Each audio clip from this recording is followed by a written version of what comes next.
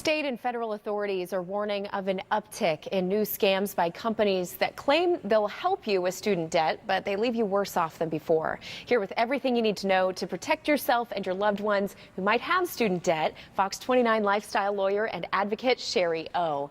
Talk to us, why the uptick all of a sudden? You know what, Ashley? There are just a lot of bad guys out there looking for something to do because they were really busy during the foreclosure crisis with those foreclosure rescue scams that we all heard about. And now the regulators have cracked down on that. A lot of people have worked their way through that system, so that business has sort of gone away. The next new thing is the student debt, because we've got 7 million students who are in default on their student loans, tens of thousands of more each month being added to that. Student debt is at a 3-time high, and so, you know, there's the availability and the opportunity. That's all. They're taking advantage of it. Wow, of course. Well, talk to us about how the scams work so we understand that. There's so many similarities to this foreclosure rescue scam. So, for example, they're imitating government programs. I saw an ad last month for the Obama student debt rescue program. The problem is there's no such thing.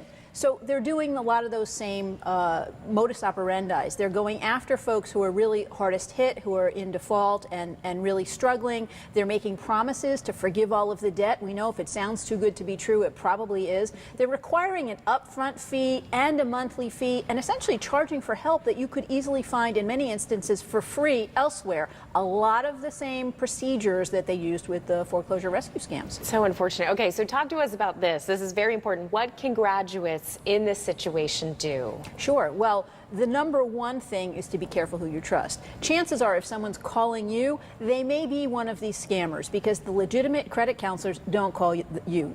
They don't call you. You have to call them.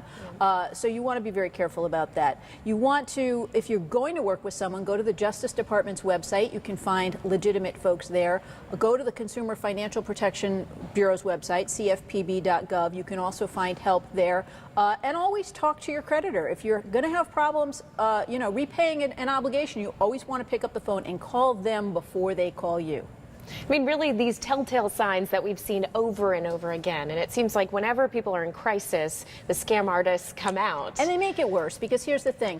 Surveys have shown that people who fall for these scams wind up owing about 20% more debt than they did before. So you really need to be careful. And now that we know that this is something that they're targeting, there's millions of folks out there with student loans.